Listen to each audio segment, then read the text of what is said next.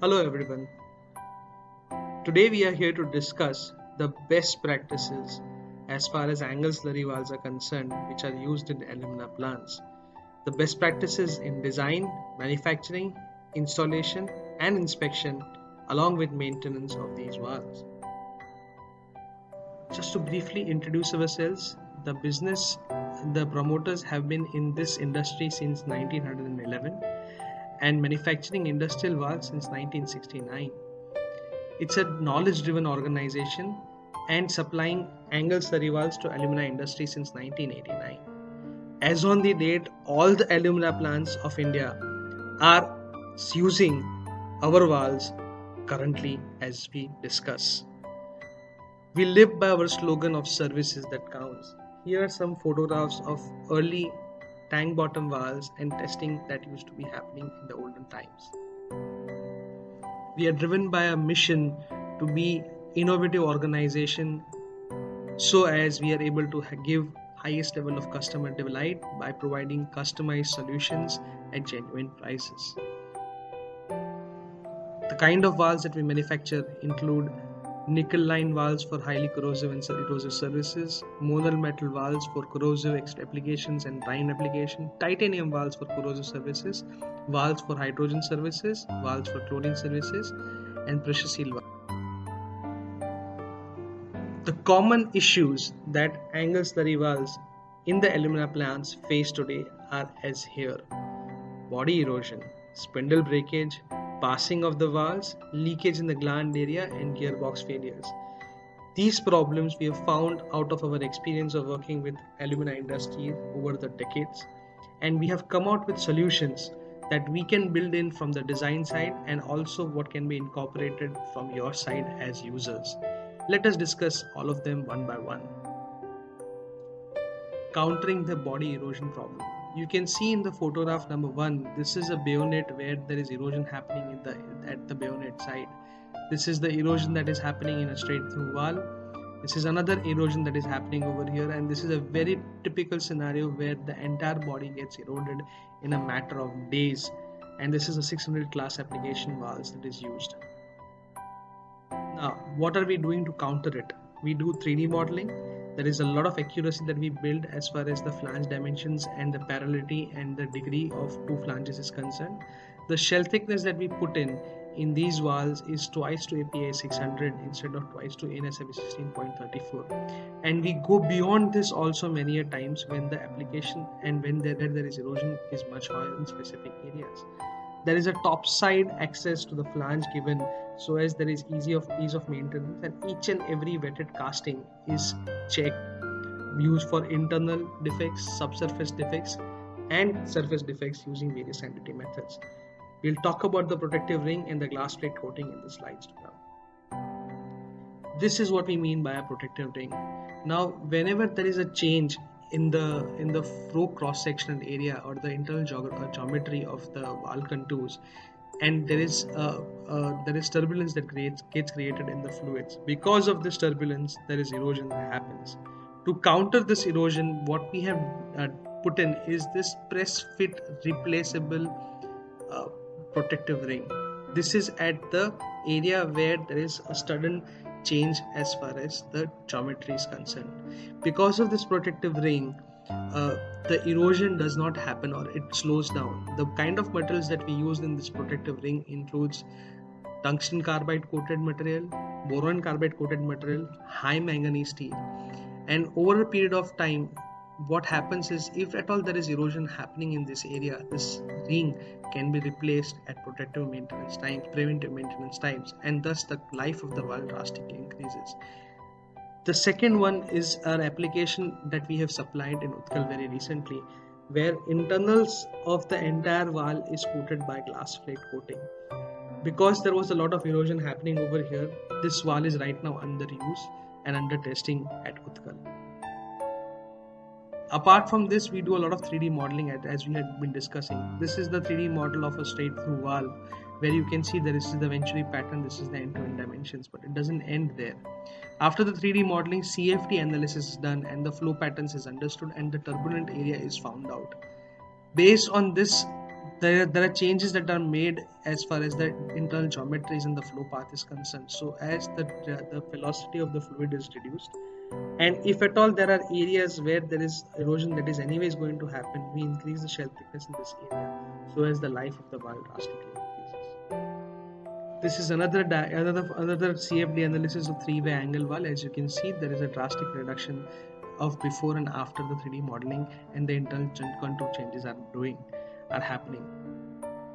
These are the three CFD analysis for tank bottom valves and bayonet valves that are in use right now. We do this CFD analysis in house, and we are also having a very close connections with Pandit Deendayal Petroleum University's Center for Excellence, wherein they validate our design and give us inputs. Second problem that is present as far as angle slurry valves is concerned is spindle breakage and spindle erosion. As you can see over here, the spindle is drastically broken out and the disc assembly many times goes into the line. And as it goes into the line, it creates a lot of troubles. These are the various kinds of erosion that is happening in the spindle area. To counter it, what we do is we provide a protective sleeve over here. Again, this is replaceable and a variety of materials can be coated on this protective sleeve. Because of this protective sleeve, again, chances of erosion reduces drastically, and if at all there is erosion that is happening on the sleeve, it can be replaced and the valve lasts much longer. Apart from that, our design, the valve, when it is in fully open condition, the disc and the spindle never comes in contact with the fluid altogether apart from the sides. It's just the bottom side that comes into contact. Moreover, there is a clear cut passage that is given to the fluid, so as there is a little most contact with the fluid and hindrance to the fluid, thus decreasing the cost of pumping that is required while using this valve. This is a photograph of our counterparts where the valve is fully open, and in such a scenario also 50% of the valve is actually open and there is spindle and disc that comes in direct contact with the fluid. This is the design that we are talking about. Apart from this, from the operation side, please understand that these valves are open and closed valves and not meant for throttling. If at all you will throttle these valves, it is for sure to fail because the spindle will come in direct contact with the user fluid and the spindle will break. So please avoid doing that. Countering the passing of the valve. Again, this is a chronic problem across the process industry, but just amplifies in the alumina industry because the fluid that we are handling is highly erosive. Over here, you can see the amount of erosion that has happened in the three-way angle valve sleeve and the slide also getting totally eroded. And this is a seating that has got damaged while in use. Now, it's a very chronic problem, and a lot of things needs to be done in this side from the manufacturing side. What we do is we make sure that the metal overlaid component after fine machining and after doing lapping is 100% Stellite 6. We check the chemical properties, we check the metal overlay thickness, we check the dye penetration testing, and we check the hardness thereof. Why is it so important that we check all these things? Because Stellite 6 has these three properties because of which we get very long life. That is work hardening property, edge retention properties, and chemical and mechanical wear resistance. This will only come after the machined component has 60% cobalt and 40% chrome with the required chemical and physical properties which needs to be checked. Apart from this, each and every valve that we make needs to be complying with class 6 positive zero leakage shut off as far as 598 is concerned. Otherwise, what will happen is as the valve gets smallest amount of leakage, which is even allowed in APA 598, just exponentially increases, just like a wire drawing effect that happens over here. We need to be aware about it and we need to plan accordingly. And we need to make sure that the valve is designed so that the disc should ride high. Example of what I'm talking about, this should ride high. The disc over here is meant in such a way that the seat ring comes at the bottom area of contact with the disc, and there is enough area over here which makes sure that the disc is having enough wear travel. That is basically as and when the valve is used over the period of time, the disc will sink, and as the disc sinks, there should be Stellite component present over here, and that is known as wear travel, and our valves are designed in this accordance. Because if at all there is cast carbon steel coming in contact with Stellite, the valve will not hold for a period of time. Here are some photographs of chemical overlay being done in presence of third-party inspections. You can see this is a cobalt-based positive metal identification gun which is done after machining, after lapping for each and every valve. The fourth problem, gland leakage. Now this again is a very common problem in the process industry, but it just amplifies substantially in the angle slurry valve industry for the alumina plants, because as the gland leakage happens of the slurry and as the slurry comes at the room temperature, it just solidifies and it just becomes impossible then to operate the valve up and down. These are common things that needs to be done on the installation side. That the gland packing should be installed pre-stress, regular oiling and greasing of the gland needs to be done, and when the gland packing gets worn off, they need to be changed, and it's a common practice that needs to be followed on a regular basis from the maintenance side. These are the things that we have intervened. We are providing our valves with live load stuffing box. This is a technology that is very commonly used in obnoxious gas services, where in the basic problem of valve industry is not taken care of. Basically, why does gland leakage happens? In the valve, there are cyclic loads of pressure. That is, when the valve is open, there is certain amount of pressure. When the valve is closed, the pressure drastically reduces.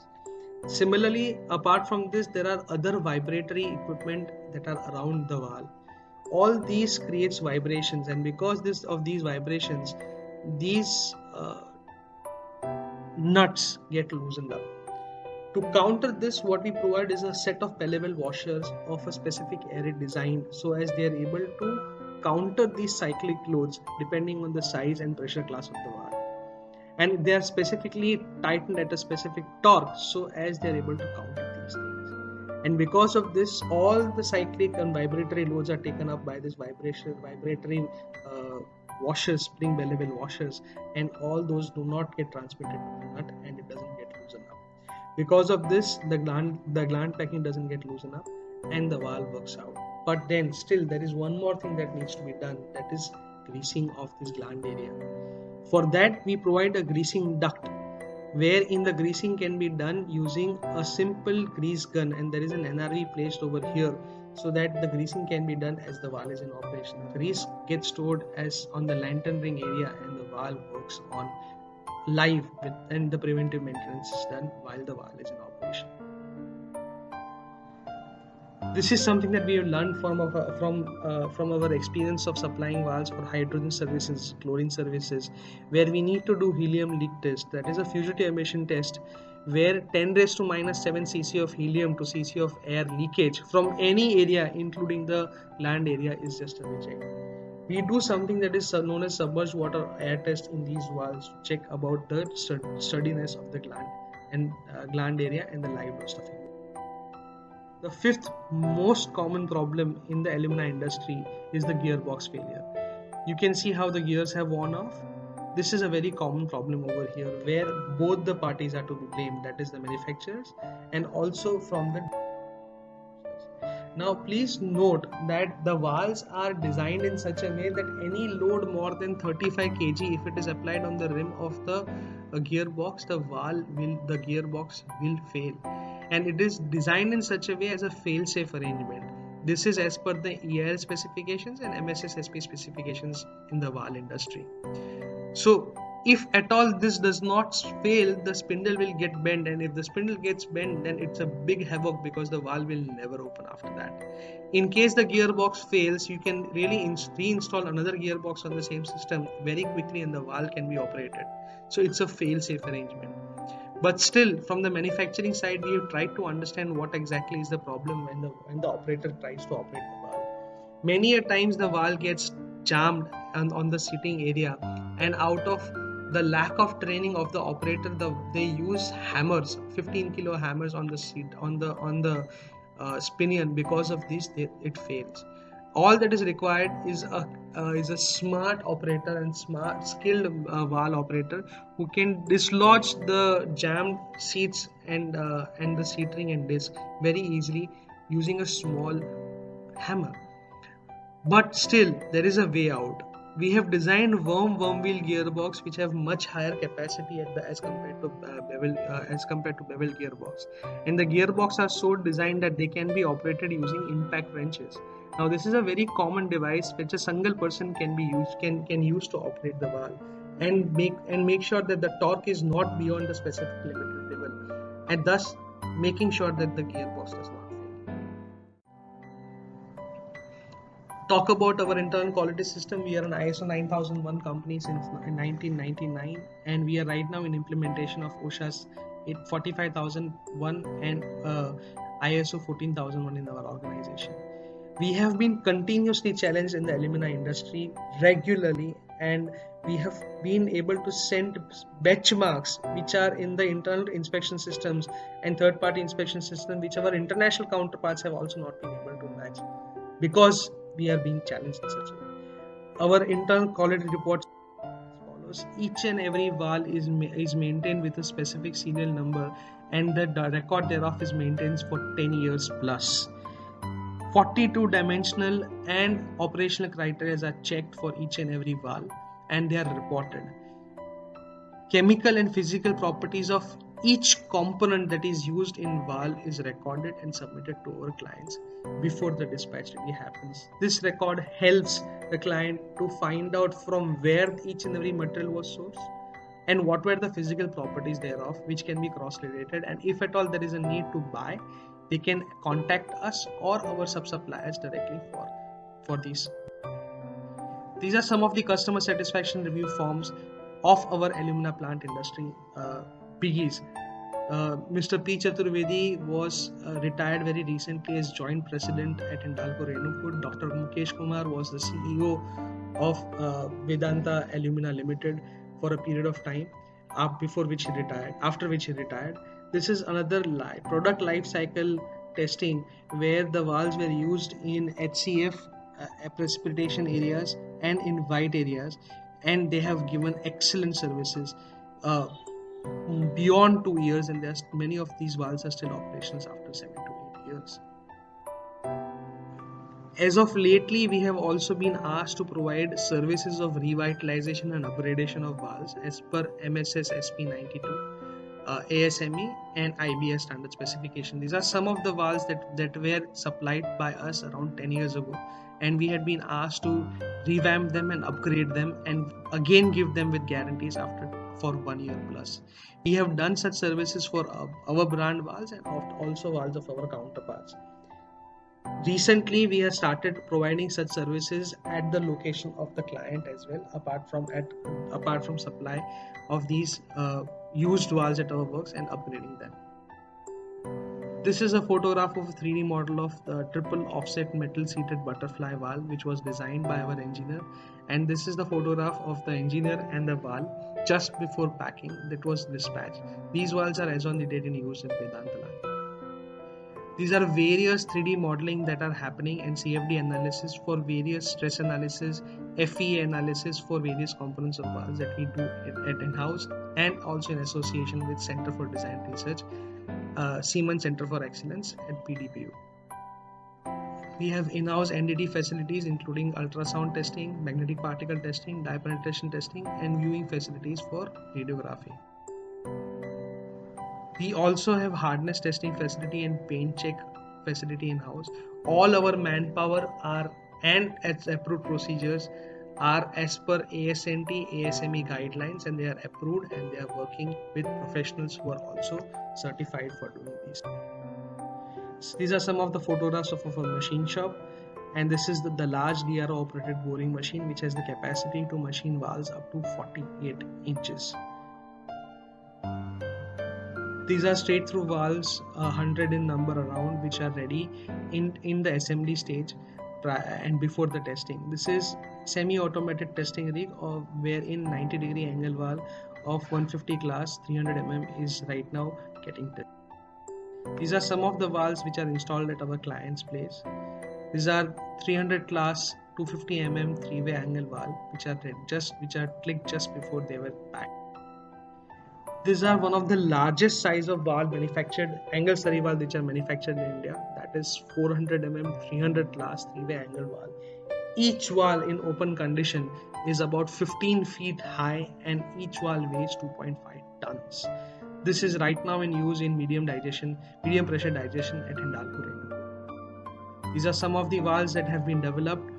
These are the angle valves that you would be very regularly knowing. These are triple offset butterfly valves, metal seated, wafer type design, which are in use. These are hard seated gate valves, which are meant for hydrogen services that are being just before dispatch. This is a double acting kinetic tamper proof air valve, which we have developed recently and supplied more than 1,000 pieces, 3,000 pieces for Waterworks government contract. The promoters of these organizations are knowledge-driven people. This is Mr. Anay Mashruwala, who have been training a lot of project managers and designers from engineering consultancy companies, including EIL, Worley, Jacobs, ThyssenKrupp, and process industry companies like Tata Chemicals, Grasim Industries, Hindalco, Renukoot, Belgaum, Muri, Utkal, Vedanta, and a lot of these things are being done. By the way, just to also inform you, Mr. Anay Mashruwala and Mr. Anand Mashruwala, who are the promoters, are very renowned innovation and entrepreneurship professors. Mr. Anay Mashruwala has been working very closely with Center for Design Research, Stanford University, Ulin College of Engineering, Judge Business School, Cambridge University, Keio University, and Hiroshima University in Japan as international collaborations. And in India, he is a visiting professor at IIM Ahmedabad, National Institute of Design, SP Jain, IIT Mandi, apart from very closely being associated as a coach to the startups at Pandit Dindayal Petroleum University's Incubation Center. Thank you for hearing us. Please feel free to contact us for your comments, inquiries, and details. Thank you.